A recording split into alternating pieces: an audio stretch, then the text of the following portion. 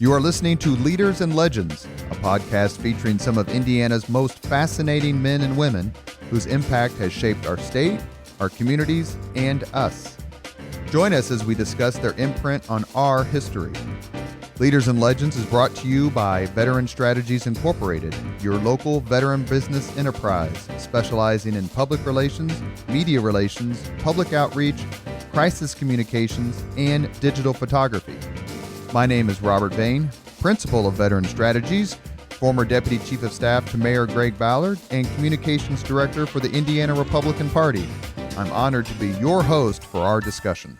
We're here today with Dan Elsener, President of Marian University, and I guess my sometimes boss whenever they have some PR work that needs to be done. Yeah, you've done some nice things for us. Well, I appreciate that. Thank you very much. You're a smart guy. That's very kind. Thank you. We're very honored and pleased to be here at what is a beautiful campus. Marian University has an absolutely beautiful campus, and if you're ever looking for a place to take a nice walk or ride your bike around, give Marian University a shot. It's in a beautiful part of the city. Just don't run me over. You see an old man walk across campus, be polite. It is a gorgeous piece of ground. Tell us a little bit about where you're from and how you got here. I don't believe you're native to Indiana, so tell us a little bit about your first few years. Well, I actually grew up in Lincoln and Omaha, Nebraska. And after graduating from college, I finished my coursework in 3.5 years. I worked in the legislature there. Grew up in a very democratic household, blue-collar union household. And one of my professors was a Republican senator in the unicameral legislature in Nebraska, and worked for him. During that time, tutored students, did some teaching at the penitentiary with Senator Marvel, which was interesting. Mm-hmm. That was my most interesting class list I've ever had. But anyway, he really encouraged me to teach. So I taught for 6 years, and then I became a high school principal in Topeka, Kansas.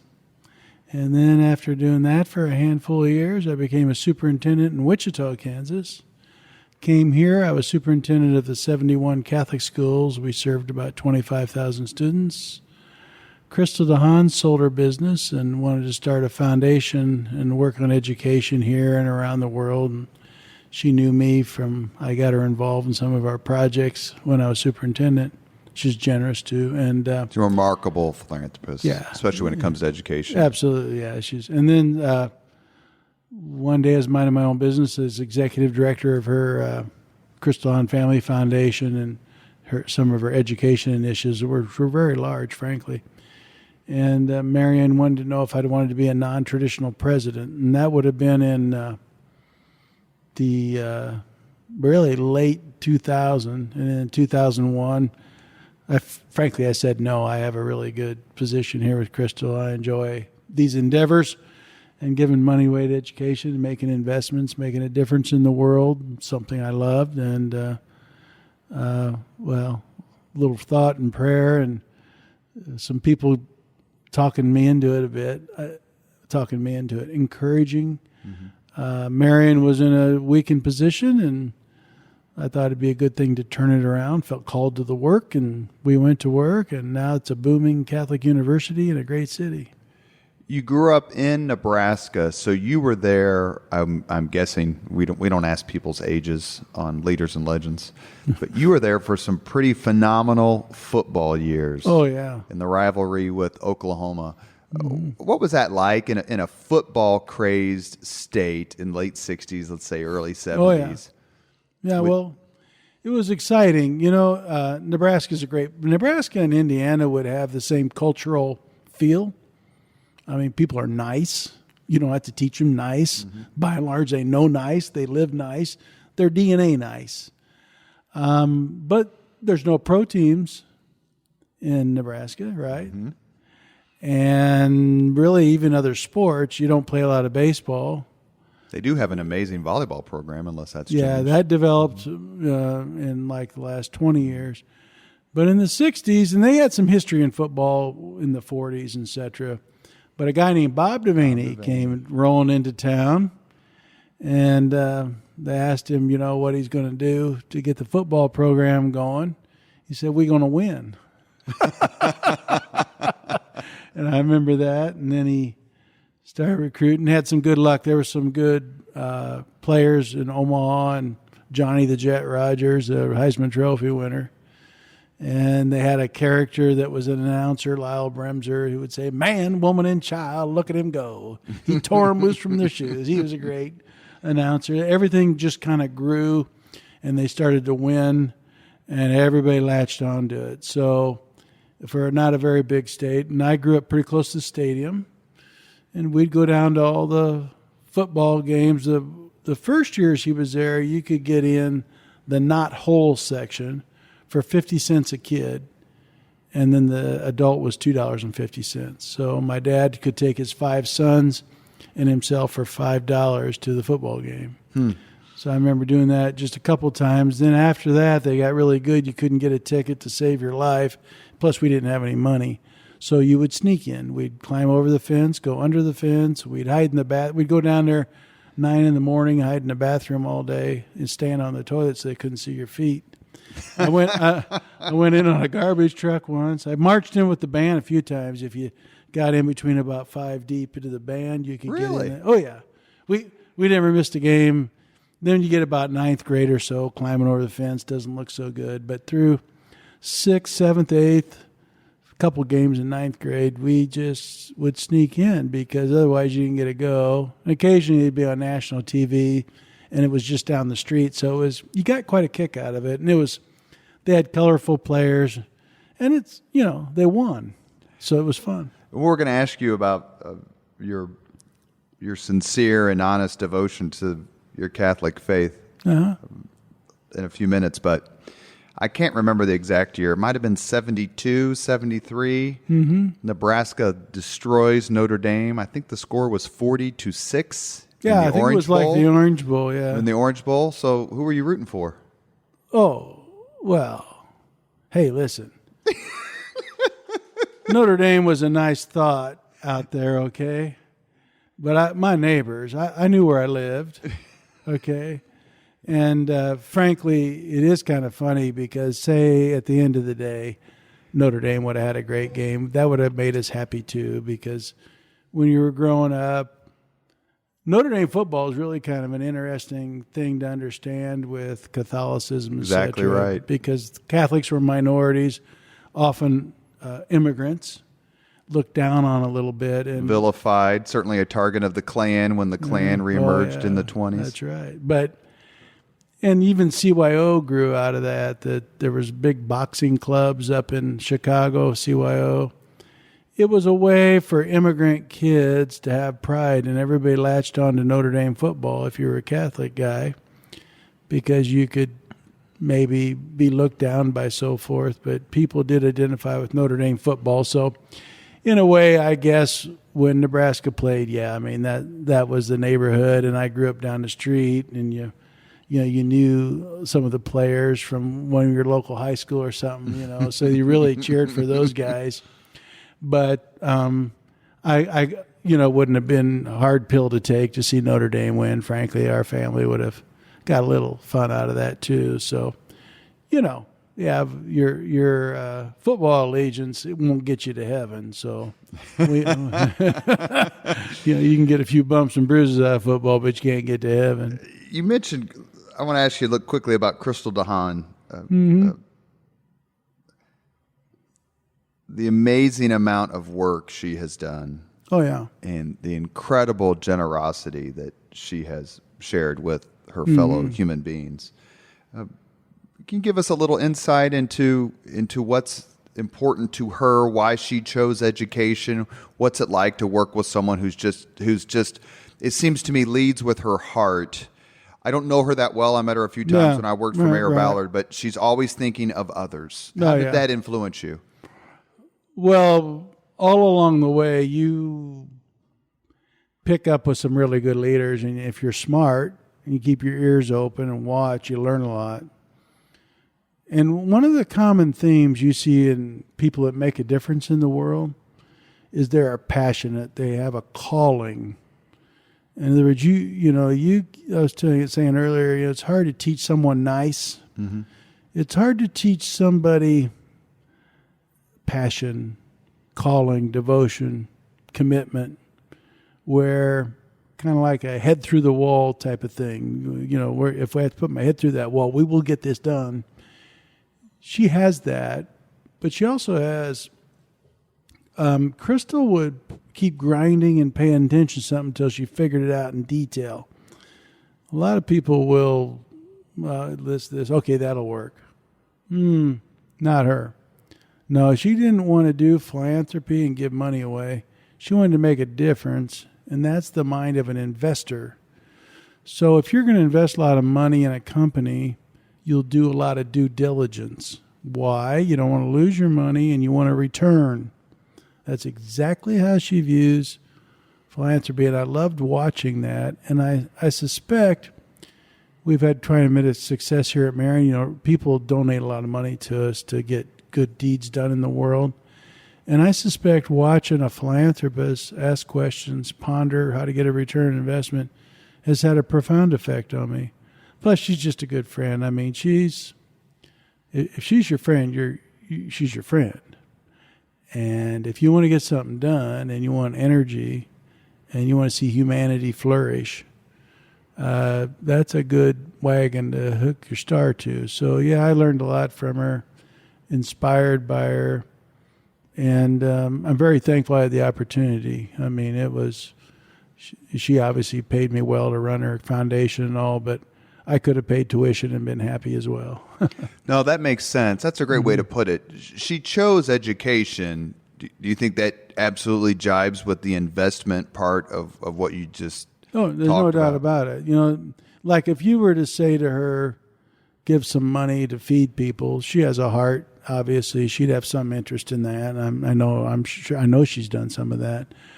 But if you want to transform a life, change trajectory, she understands the power of education. You know, she came here from Germany with nothing, and she's a learner.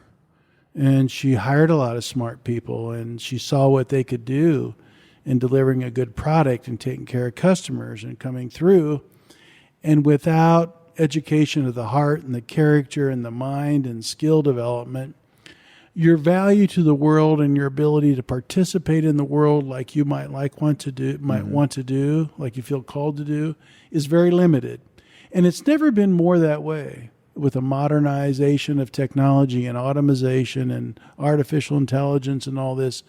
What's the coin of the realm right now? It's education. And people who deliver it in a value-based way, in a way that respects the human person, engages the human person. And those are all passions she has. You know, when she has her Crystal House schools here in this country and around the world, she measures them in multiple ways, not just reading scores and math scores. Are they employable? Do they go to school? Do they stay in college? Do they stay employed? Do they contribute to their community? Do they raise good families? So she's, pretty obvious. You know, she's a very unique human being, passion, follow through, and she sticks with commitments over the long haul. Who are some of the other people you've encountered in your career? And I definitely wanted to ask you specifically about some education issues, but who you just say, as someone who loves history and studied history, I always contend that leadership is the most underrated element of any success. That there's so much that is emphasized, whether it's money or the weather or the movement. And I know the quote unquote great man theory of history is under fire. I'm a believer in that theory. There's no substitute for Eisenhower. There's no. I would say the great person theory, yeah, but exactly. We understand. Yeah. And who have you met who you just think has it when it comes to leadership? Just you don't name 20 names, just 2 or 3 where you're like, wow, this person really can get people motivated and to success. So many. Some of them I've met through books and videos and combination. You know, I've read like you. I'm a student of leadership because I've always been amazed by its power. In athletics, you saw it a lot, right? Some of the greatest leaders I've ever been in the presence of. One time I was in the presence of John Paul II. I always thought he was a tall person. till he came in the room. He was a short little guy. Now, he had charisma. Sure. He studied theater. He knew how to come in a room and grab it. Ted Hesburgh, a unique person. Former president of Notre Dame. Yeah, he was a pretty good president. But anyway, he did a good job. I've been in the presence of, our former governor, now President Perdue. Mitch Daniels is a very good leader.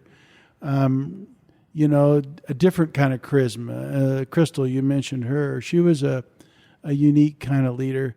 So I don't know if I think so much. I was never met Mother Teresa, but look at a simple person and the power of that. I love studying leadership. I'm pretty convinced what it's about. I'm pretty convinced in the main. I'm pretty convinced that you can teach it and develop it. I'm pretty convinced that about 90% of it is character and calling and trustworthiness. You can't fake it. If you're not committed and people sense it just for a moment, why go up the hill with you?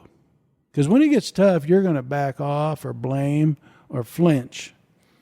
But if they say, I can trust this person and they'll go with me and I won't be standing alone. So some of it being in the presence of is one thing. There's some people with great charisma. I don't know that they're always the greatest of leaders. They might be good leaders or average leaders. Some people are good speech makers. Some people actually get things done, and they know how to build teams of people to get things done. And I'm enamored with leadership because it changes people's lives, especially those that are most poor or vulnerable. The more vulnerable an individual is in society or in a situation, a school, a family, a healthcare position, you really depend on leaders, someone who's other-centered to say, we're going to take care of everybody here, and we're going to do it right. You got me on a topic I like. I probably wandered on you. No, the podcast is called Leaders and Legends for a reason, right? These are the people we want to talk to, including you. But one of the most, she's certainly, if not the most impressive person I've ever met. She's at the front row of the class photo, and that's Allison Millangton. Oh, yeah. Absolutely. She's a good friend. And, she talked a lot about when she did our podcast about helping homeless women and Wheeler Mission. And it goes to exactly what you're saying. The most vulnerable. How can I use my skills, my network, my leadership to help those most vulnerable? Another person we talked about for a few minutes before we started recording today, who I think is just phenomenal, is Mark Miles. Very special. It's just fun to be with him. Allison, we just honored her with a special award here, and Allison Millangton is one in a million. Her faith, she has we think in 4 quadrants here as we educate leaders. That's our vision: to educate transformational leaders for service to the world. The first quadrant, we always say, are they inquisitive people? Are they on a relentless pursuit to better serve? The second is about skill. Do you have skills? And the reason I bring up these 4 quadrants, when you mention these people, think of them. Mark, Allison, Crystal, different people we're talking about. They're inquisitive. They're never satisfied. We've done our best to serve people, to make things better. They've developed their skills, executive functioning skills, the ability to speak, listen. Their specific skills might be in management, accounting, chemistry, whatever. But the third quadrant, and we think it is the rise and fall and the end all and be all at the end of the day, and that's character and trustworthiness. If I can't trust you, I don't care how smart you are, and I don't care how skilled you are. The fourth quadrant, frankly, John Lecklatter is an amazing leader. He encouraged us to think about this as a wellness, a spiritual, physical, mental, balanced person, well screwed together, so to speak, is always going to be a good leader. So when I think about these people that are outstanding, if I think about those quadrants, those 4 boxes, their minds don't stop. They're always trying to do things a little better, skill. They're very trustworthy people. They've worked on their character. They have good values. They're consistent. And they have a balance about them that makes them dependable. You're listening to Leaders and Legends, a podcast presented by Veteran Strategies Incorporated and sponsored by the Girl Scouts of Central Indiana and Aaron Shaler, a mortgage broker with Grandview Lending. I'm your host, Robert Vane. We're here with Marian President Dan Elsener. I want to mention quickly two other leaders, one of whom I know you very well because his name's on a school here, and another one, and this is going to hopefully dovetail into a broader discussion about education. Fred Klipsch, proud Howe graduate, IPS kid. Yeah. We went to the same grade school and the same high school, different times, of course. And Al Hubbard. These two men, phenomenally successful. They could spend their money any way they want. Right. Selfishly or selflessly. Yet they have chosen to be selfless and generous and, quite frankly, thought leaders when it comes to the education reform movement, not only here in the city and state, but also throughout the country.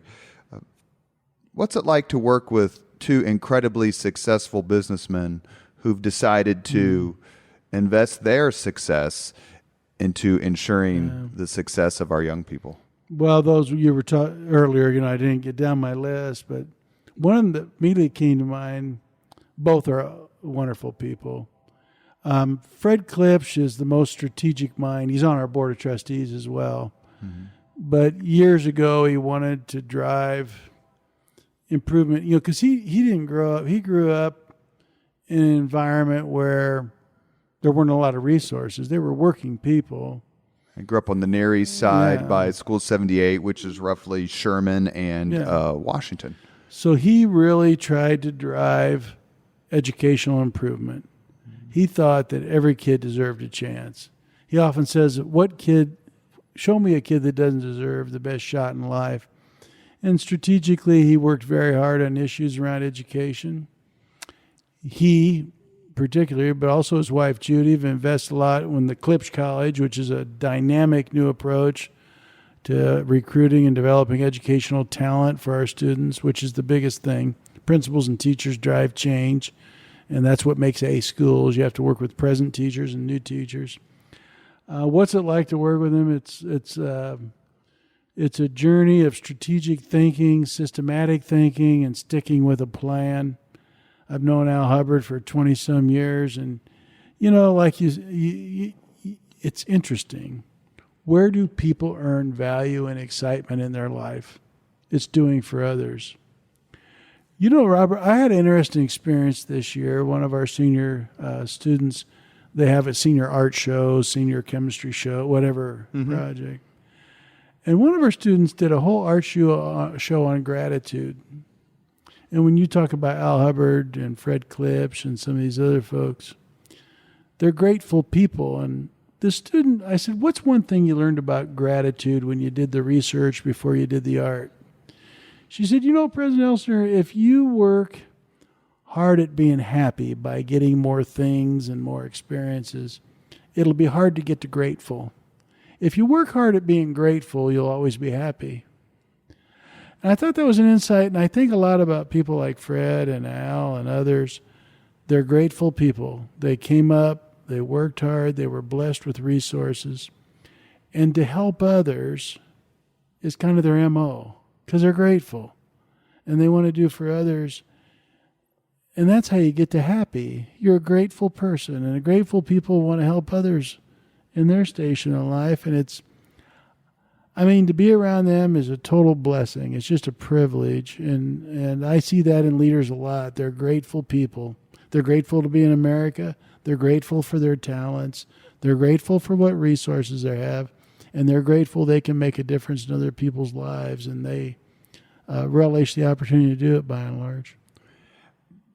In June, the Mind Trust had its annual dinner. And at that dinner, the award, I don't forget exactly what it was called, but basically their top recognition award was given to former Mayor Bart Peterson. His legacy is overwhelmingly positive when it comes to the city of Indianapolis. Sure. But none more so than in the area of education. Right. the decision by him, especially as a Democrat, I would argue, to pursue chartering authority, along with the help of Senator Teresa Lubbers and certainly David Harris. What impact has that had on education in Indianapolis? And have you had a chance to thank Mayor Peterson about it and talk to him about it? Sure. I know he works for Crystal DeHaan now, but talk to us a little bit about that decision, that movement, and how it's had its impact. Well, I was working the Crystal DeHaan Family Foundation executive director at the time, and I know it took some people by surprise, because typically politicians get locked into whoever funded their campaign and supporters. They have to kind of stay in their lane then. Once they've picked a lane, they stayed in it. Well, you know, remember the old book, Profiles in Courage, where you go ahead and make a vote even though some of your best friends aren't going to like you. That would be an instance you could put in the book, a real profile in courage, because he just was convinced there need to be more options than just one traditional public school system. And then others picked up on it. Fred Klipsch, Mitch Daniels, other leaders. I'm missing a lot of them that made a difference. Sure. Remember, Pat Rooney was a leader. Yeah, that's right. He was sometimes considered kind of a lone wolf. He had a voice in the wilderness that he called people to that said, look, every child deserves options. Right now in our country, only wealthy children can go public school or a private school. And they all thought by having a lot of options for educators and children, we would get to a better place. And frankly, a lot of the statistics in Indiana, not fast enough, are getting better in education. Well, when Mayor Peterson broke ranks in a sense, because the teacher union was very, very much financing the Democrat Party. Sure. And he said, well, I'm sorry. I think we need some new options in our city, and I'm going to go for it. He paid a price for it. And, who gained? That's a true leader. It wasn't about him. Who was it about? Children, families, the future of the city. So you have to do hard things when the time calls for it. And that's what leaders do, not for themselves. They're other directed. And there's many roots of that in most faith traditions. You know, you walk the trail for the other, and you will usually pay a price. But what will your legacy be? So he has a legacy. He started some things in motion with other forces that created options for children. Now there's a lot of options for educators. Some educators want an innovation school. Some want a charter school. Some want parochial. Some want secular private. Some want traditional public. They have all those options, and everybody's won. And he will go down in history as one of the people that played a serious role in this, and you have to admire him. The charter movement as a whole, one of the things that former Mayor Peterson said in an interview was that the charter concept is under siege. And mostly, I think he said from a messaging perspective, but perhaps from a lawmaker perspective as well. What about the charter movement do you think should be changed, or is it just a perception issue? Well, I mean, there's always communications issues, because if you can communicate charters two ways. You can vouchers two ways. Every option two ways. So there's a lot of folks that want to go back, and they would say the traditional public school is losing money because of all these options. It's robbing our children. That's one view. If that keeps being repeated over and over again, you can convince parents that when children have options and parents have options and educators have options, that's pulling away. What do we think in healthcare, automobiles, grocery stores, clothing stores, Amazon? Choices are good. Choices to find better price, better value, better fit for me. We think it's good. I think it's primarily a messaging problem. I also think we have to be strictly accountable. So whether it's a traditional public school, I sat on the State Board of Ed for 10 years. No matter what kind of school it is, if they're using taxpayer funds, are they accountable to get results? And sometimes maybe it's interesting. People want charter schools to be accountable and not be open if they're not working well. I would have to agree with them a reasonable amount of time, give people time to turn around. But we should apply that same standard to all schools. So, Robert, I would say a lot of this is messaging. We have to message correctly, and we have to state it correctly, and we have to follow through correctly. But anytime there's a movement, it's still relatively new to have charters, innovation schools, vouchers. You're going to have to continue to communicate well. And the dominant system that was disrupted never likes change, right? Correct. And so there's a lot of motivation there to communicate that it's damaging when it might really be one of the best things we're doing for children and families. Do you have a sense of what's next in the realm of education or education reform? The innovation schools are kind of the new thing here in Indianapolis, but what's next? I think the word, with all due respect, I think reform's dead, and it probably ought to be. And here's what I'm saying. The disrupting forces are so strong in education with technology and change, we don't need to reform an old system. We need to embrace the world's changed dramatically. What we know about neuroscience, what we know about special ed, what we know about the use of technology and delivery, what we know about the power of a great teacher. You know, the big difference in quality education is teacher quality. What are we doing to honor that profession, to support it, to give new professional education, to recruit talented people, to create different career ladders where you can be a master teacher and have a larger responsibility 12 months a year and help design curriculum and coach? It isn't a reform movement anymore. I don't see it that way. I see a lot of platforms now, at least in Indiana, for educational great change to come. The forces that are going to change education next are not reforming and modifying. There's revolutions going to happen, and we're going to have to embrace it. It's still a very social and community-based project to educate children, even adults. But how do the forces of technology and what we know about the importance of quality teachers? See, we focused on buildings and technology and this thing and that thing. The next phase is outstanding instructors within a system that's well led by great principals and superintendents and boards to achieve all new standards against a changing world. So the world as we know it, the technology and the forces and how children are developing and what we know about individualized instruction and desires is really going to force a mammoth pressure on the system as we know it. And so tinkering and a little reform here, a little change. By the way, I've grown tired of the reform movement because usually when I was growing up, if they sent you to reform school, it meant you weren't such a good kid. And I'd heard that, but I've heard that in read that in articles that they're moving away from reform to basically a new mindset and new system. But you mentioned the word revolution. Is it coming from above or below? Outside.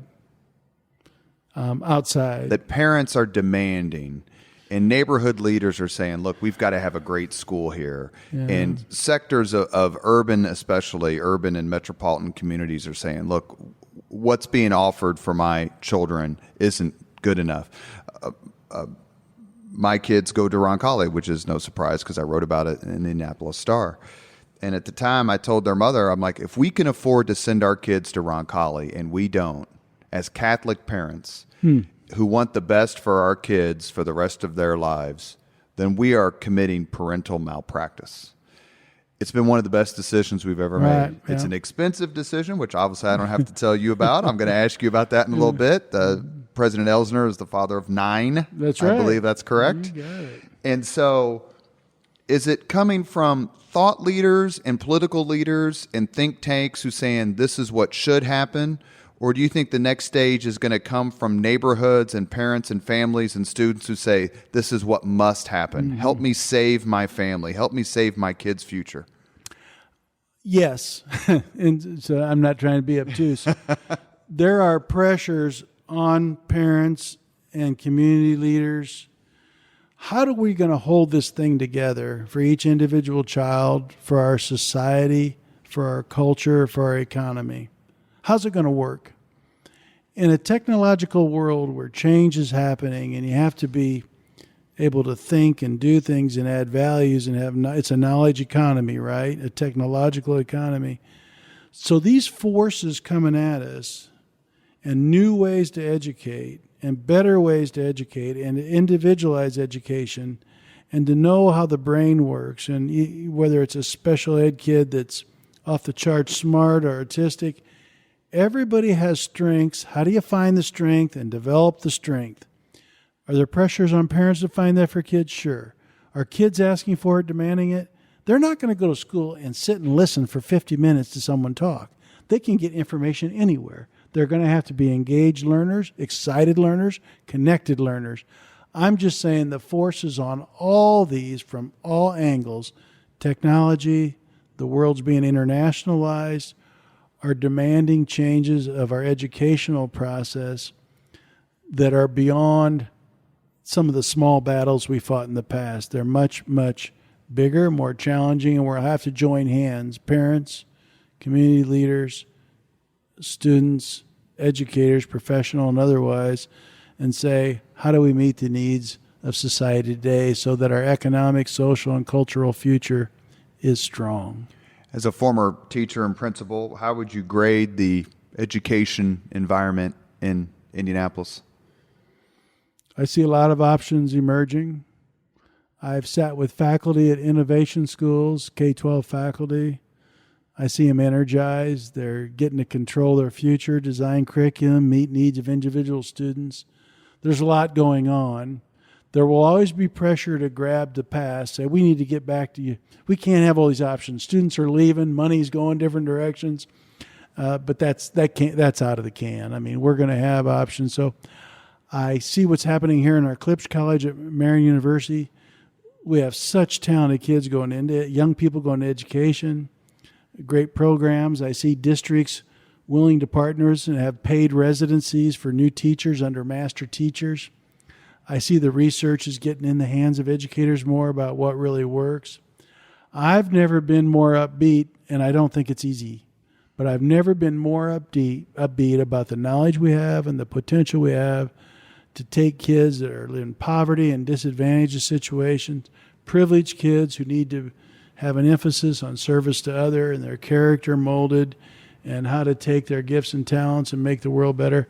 I think there's so many different options and neat ideas emerging and talent coming into town. We have so many Teach for America students here at Marian. I don't know. I've never been more optimistic, frankly, because I see options and I see new avenues and creativity emerging like never before. I did some PR work for a group called Charter Schools USA, who you know very well, sure, John Hage, who's a wonderful, wonderful man. And he's from Florida, and we had one of our very first lunches. He said something that was interesting to me, and I want to get your view on it.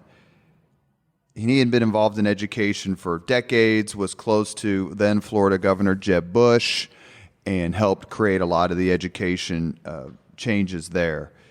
He said the whole country is looking at Indiana. Now, this was said about 5 years ago, maybe a little bit longer. I'd never thought that before because we're in the middle of it. Do you think that's true still? And why do you think the whole country, the education component of the United States, is looking at Indiana? First of all, I'd say Fred Klipsch and others, that Bart Peterson, a lot of different folks, worked at putting out educational options for parents and students, and they worked hard, and they pulled off. There's scholarship funds now, voucher funds, charter. There's a lot of options. Sure, it makes people nervous, and sure, it's disruptive. But when the outside world, technology and all the change coming are even more disruptive, you want a lot of options, right? One best system. We've watched really great companies in our country, technological companies, full of executives with MBAs from Harvard and all these great places out of business. What does one organization do better than anything else? Keep itself alive and protect what they know. Where there's a lot of freedom and creativity, creative people meet the future. They create the future. That's why I'm so optimistic. And that's why people are watching Indiana, because in Indiana, you have these innovation schools. They're unique. You have charter schools emerging. You have voucher schools all over the place. What's the traditional public school look like now in Indiana? They're changing. They're moving. They understand the market. We don't own our kids anymore. We have public school choice in Indiana. Right. The school does not own the children and their parents. They are free people. And in free markets with free people, with free association, you're going to get creativity and innovation. And that's where Indiana is. It's not easy. It's not magic. But boy, is it a good sandbox, so to speak, in which to play educational improvement. And the forces outside, you frankly, one parent, two parents, five parents can actually run a pretty good school. You can get information and brilliant podcasts on leadership or anything else from a lot of different sources, right? Now, how do you do project learning? How do you change the whole environment? The world's changing. We're sitting in a good sandbox where there's a lot of options available, where the one best system doesn't control all the money and creativity and put people in boxes. It's open. And you know, and I know, where creativity reigns, innovation comes through, and the human person's better served. So that's why people are watching Indiana, because there's a lot of ways to build a school, start a school, develop a school, and improve a school. And close a school if they're rotten. I had to do the public relations for when they closed the project school several years ago, and the parents were devastated, but they also knew that it needed to happen, that it wasn't performing. I want to talk just for a second before we move on about the Klipsch Educators College. Full disclosure, I did the public relations. I guess I still do from time to time, but for the launch for that, when I was in graduate school, I taught for a couple of years history classes, and on the first day I said, if you hate history, raise your hand. And of course they all raised their hand. Got to watch what you invite there. Exactly. My next question was, do you hate history because you found it boring in high school? Keep your hand raised. No hand went down. Oh, dear. Now, I'm not diming out any teachers, because I had terrific history teachers at Howe High School, amazing ones.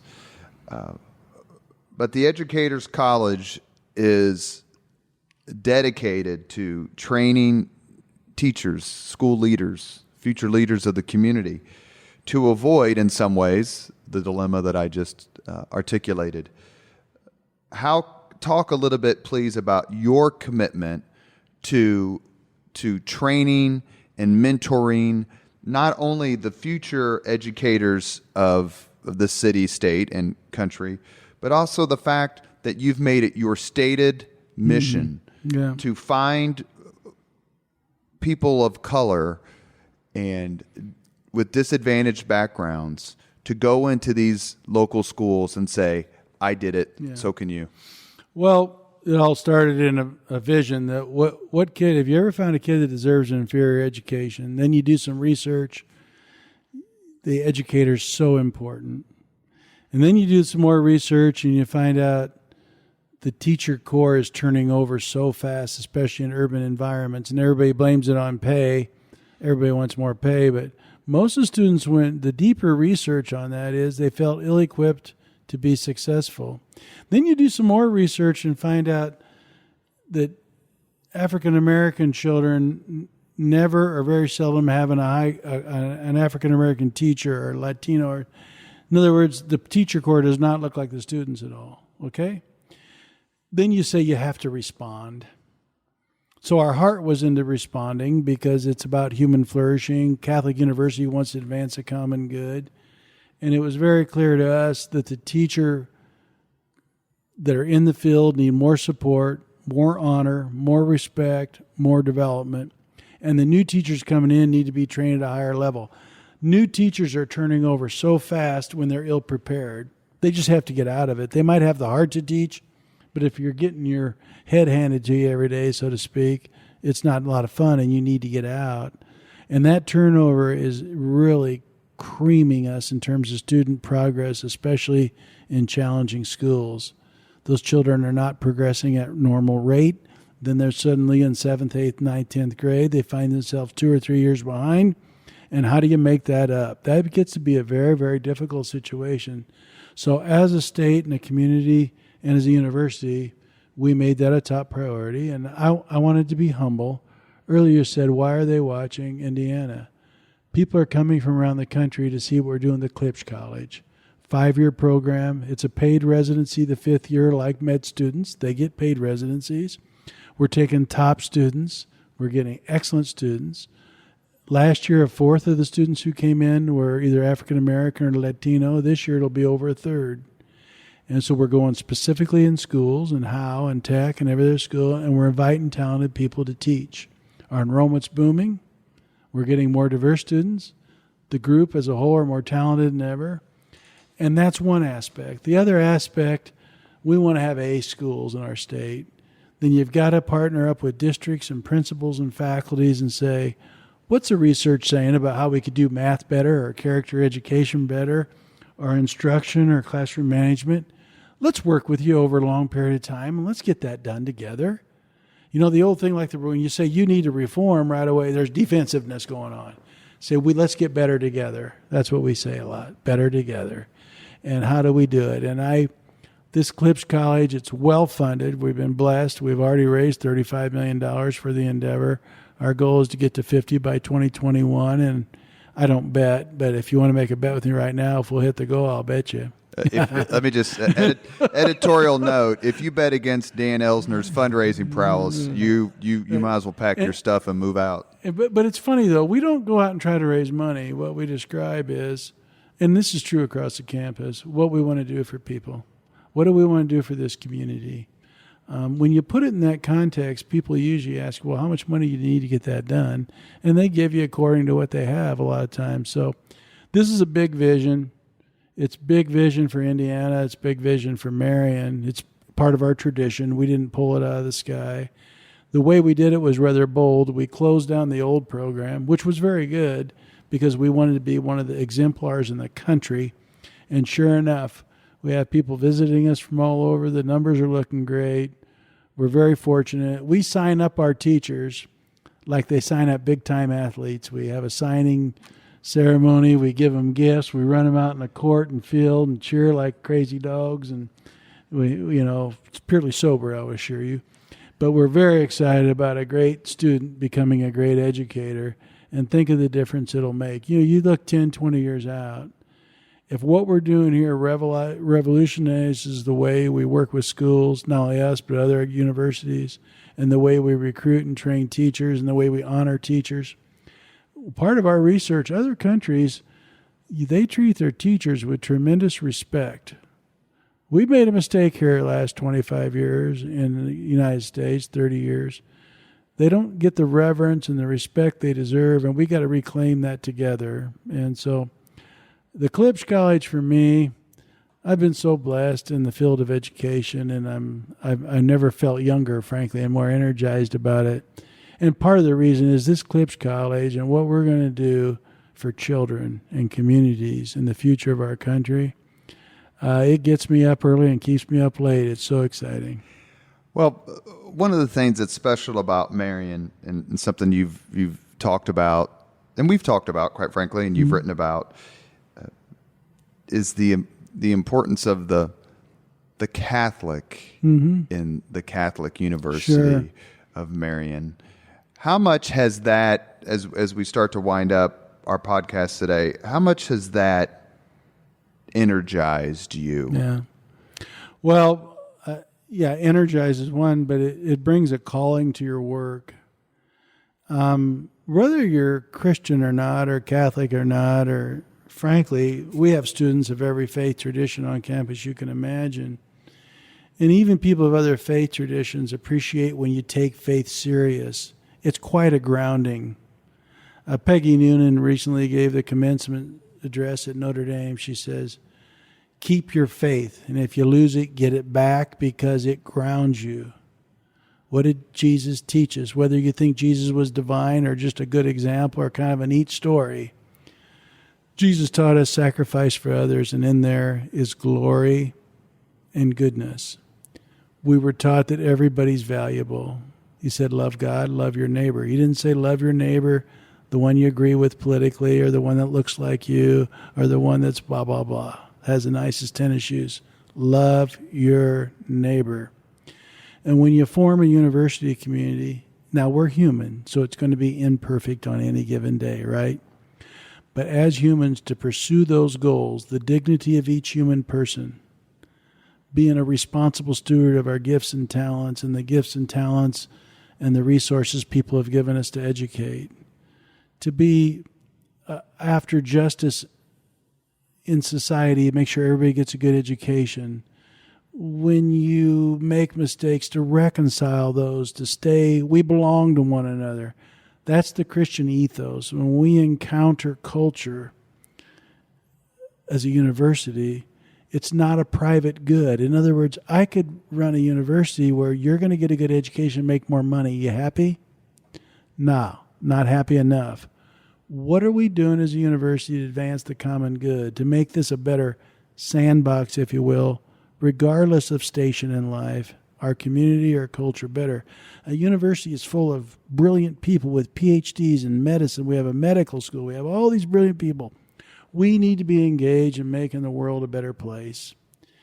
And if that doesn't motivate you to be part of an engine where society and individuals live better, it's a better economy for them, it's a better social structure, a better family, because it's other-centered. It's like my senior student, art student said, work hard at being a grateful person. Grateful people are givers. They're always happy. They want to do another thing. And so I'm very grateful to be part of a Catholic university. I'm grateful that's part of my story. It doesn't limit us to Catholic people. It doesn't limit us to Christian people. It doesn't limit us to Christian people who all think the same. We have the same Creator and a larger purpose. So really, if you want to build a great university, I would contend the foundation is in the faith, because the faith calls us to be good stewardship of our God-given talents, to find those strengths, develop them, and put them at the service of others. And look what you can build with it, within the university and outside, whether it be education, business, healthcare, church, not-for-profits. And our students go here and around the world with that approach and that view of life and that view of humanity. That's a powerful view. A limited view that education helps me make more money and buy more things is really a zero-sum game. It's just not that enriching, right? When you start talking about inquisitive minds, skilled people, trustworthy people, people who are healthy in approach to life and balanced, that's a game changer for the individual, for professions, and for the common good. And what you think about spending your life doing something like that, there's a lot of neat things to do in the world. I'm not putting others down. But I feel very privileged and very grateful to be able to do it. I should have asked this question when you mentioned it a few minutes ago before we go to the 5 questions, which is how we end all of our podcasts. You mentioned meeting Pope John Paul II, Saint. Yeah, he's John a saint Paul now. II. Were you nervous? No, actually, what happened, he was going to speak at the Superdome to youth. There was like 80,000 people in it. And there's a little room off the main, and he was going to meet leaders in Catholic education. I was superintendent of Catholic schools at the time in Wichita, Kansas. So I was in this room. I think there might have been 120 people in the room. It was a smaller room. It was pretty packed.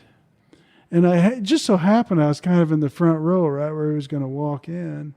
And about the time I was going to reach out, and shake his hand, all of a sudden there was about 20 nuns, about half my size, knocked me about 3 rows back and got in front of me.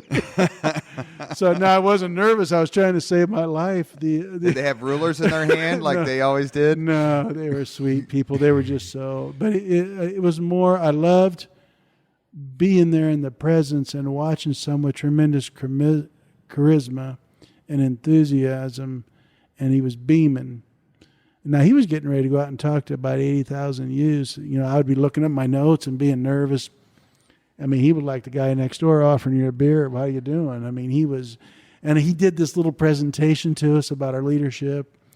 And when he got done, he looked up wryly at everybody and he said, my marks, and you can say grades here a lot, but in Europe, they say, what are my marks? Mm-hmm. And everybody cheered. He got an A+, but he was quite charismatic, and he was a courageous person. I've read a lot about him.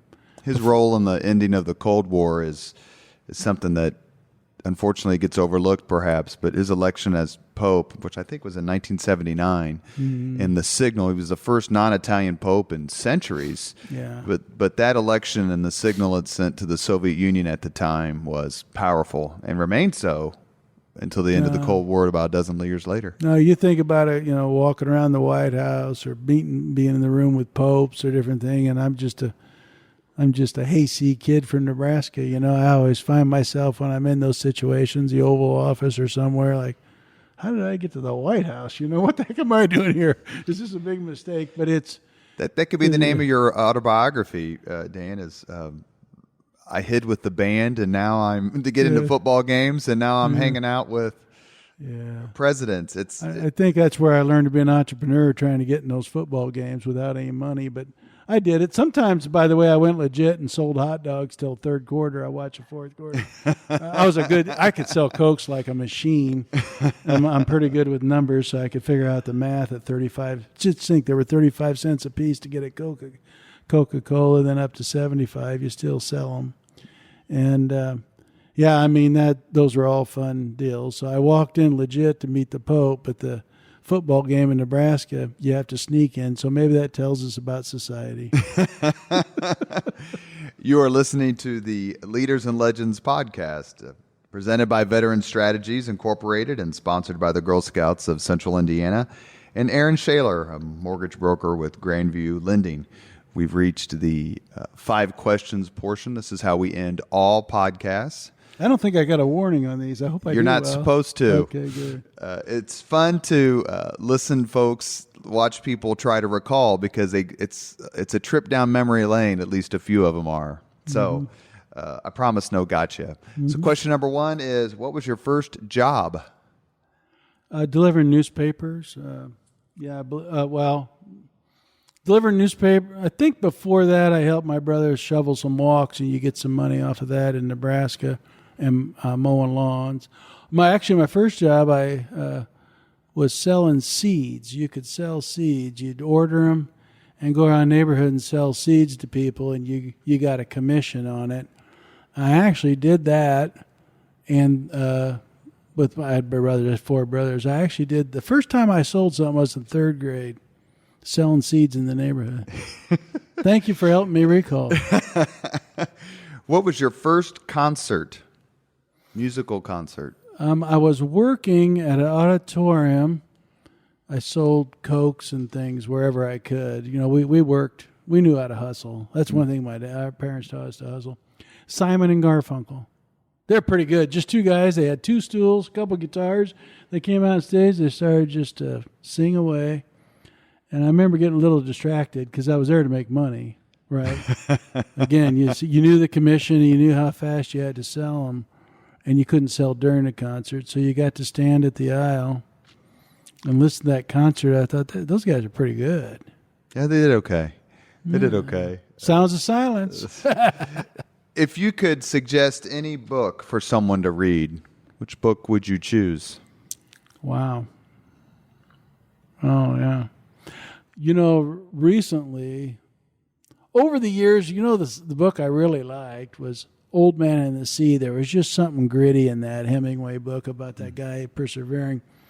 But recently, Dave Shane gave me a book called Alienated. It's a very, very good book to explain culture and how people are successful and the importance of being connected and being community and faith life. So I'd say right now, the book on my mind a lot is a book called Alienated, and it's just rich. It's worth rereading and thinking about different chapters.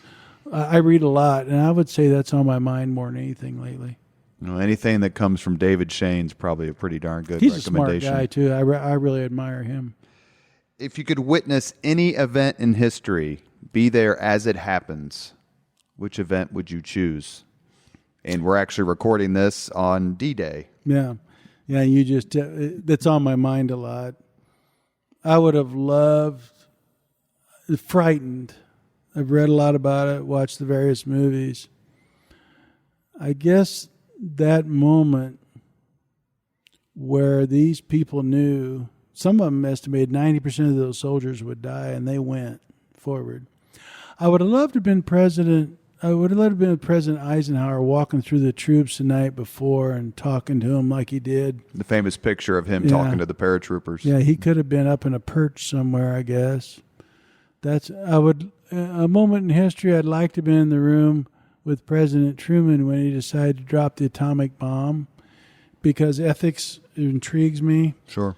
There was a lot of angles to that. I'm sorry, you asked me for one moment, and those are intriguing to me beyond description. There are some things in ancient history. I'd like to have been in the room a few times with Adolf Hitler and just to say, didn't someone look at him and say, what the hell are you talking about? Come on, really? And just to see, why do people cower when there had to be enough smart people around, and when people didn't speak up? We often record history around who spoke up, who acted. I'm often intrigued with who didn't act, and why not? What causes people to pull back in the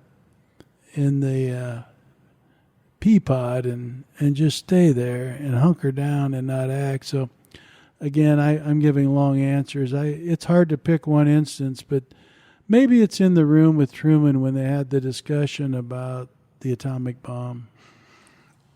There's also a famous picture of Eisenhower. I think he was running for president, so it would have been 52, where he's addressing the Memorial Association of the paratroopers who dropped on D-Day. Mm-hmm.